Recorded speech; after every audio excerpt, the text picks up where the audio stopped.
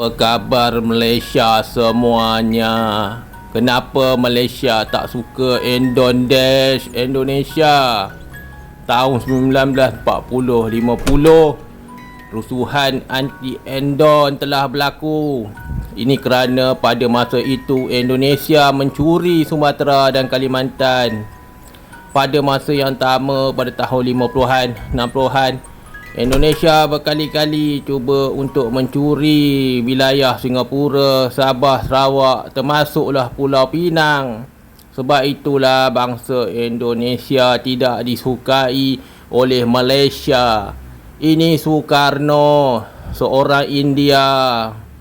Mereka pada masa itu telah menggunakan bahasa Melayu dan tidak menggunakan bahasa Jawa. Ini kerana semasa zaman Belanda, orang Jawa dianggap sebagai bangsa kuli, kasta paria oleh Belanda. Mereka juga telah membuat Sumpah Pemuda untuk menggunakan bahasa Melayu. Okey, jom kembali.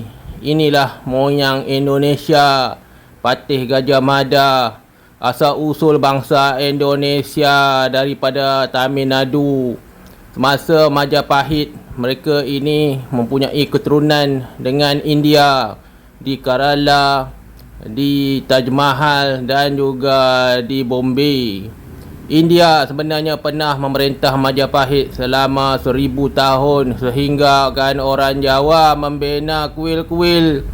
Mereka pada masa itu mempunyai kegemilangan Kerala ataupun India Jawa Endon. Jom kita dengar nenek moyang Majapahit bersembang. Ayo bang, ayo.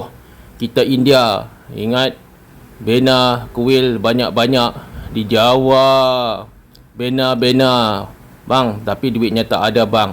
Jangan risau, gunakan bangsa Endon Dash.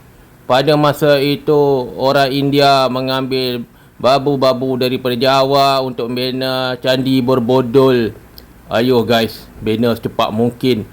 Nanti kita India akan mengklaim Indonesia 1000 tahun akan datang.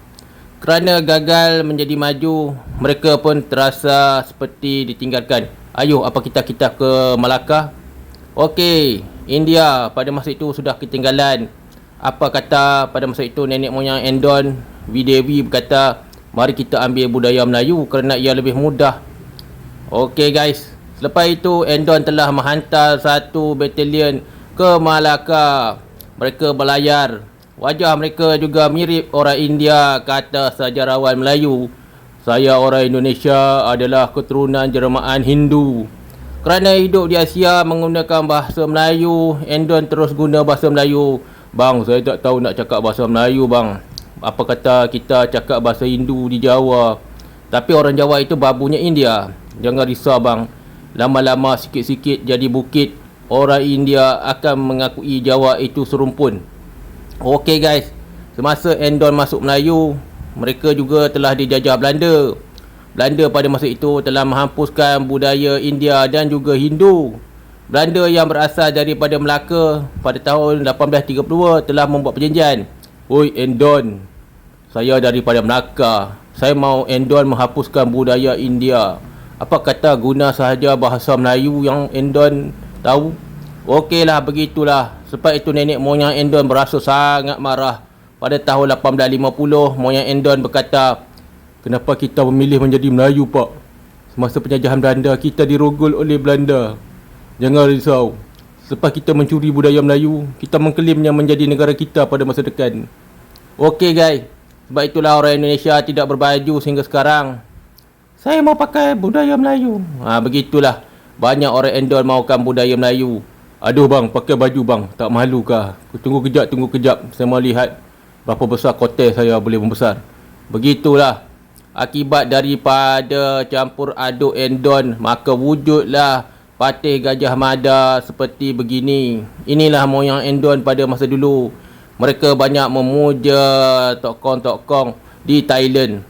Lepas mencuri budaya Melayu, Endon semakin moden. Bang, besarnya kotelmu. Ya, betul. Mari kita pindah. Selama beberapa ratus tahun, orang Jawa menjadi babu di Malaya dan juga di Melaka. Orang Endon juga dikatakan boleh terbang. Ini adalah satu cerita tahayul selepas sejarawan Melayu kata bahawa Endon itu pembohong. Okey guys, kekuatan tamadun Melayu di Jawa berlaku selama beberapa ratus tahun. Kerana pada masa itu Endon terlampau bodoh, dilatih oleh Belanda pun masih menjadi babu. Sukarnya menjadi seorang Endon. Okey guys, pada tahun 206, kenapa kita pakai bahasa Melayu di Jawa? Kenapa tidak pakai bahasa Indonesia Jawa?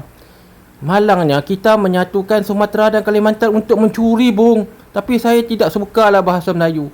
Nanti kita akan tukar menjadi bahasa Jawa jika kita menjajah Malaysia. Berbagai-bagai alasan. 1949 bahasa Melayu menjadi bahasa utama Endon sebelum mereka membatalkan kemerdekaan Sumatera dan Kalimantan. Begitulah puncanya. Di Malaya pada tahun 1960-an, orang Malaya sudah tahu perangai Indonesia yang jahat ini. Maka kita pun sudah tahu bahawa pada masa depan Endon akan menjadi miskin dan akan datang ke Malaysia sebagai pembantu simen. Boleh dikatakan setiap hari, setiap tahun, setiap bulan Endon yang menjadi pendatang haram tanpa izin. Anda boleh lihat di Kuala Lumpur pada tahun 1960-an, demo anti-Endon Dash ini dipuncanya kerana mereka mencuri bahasa Melayu.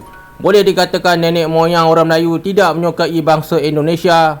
Antara satu faktor, Endon suka mencuri. Apa pun, hidup Malaysia. Malaysia menang, hidup Malaysia.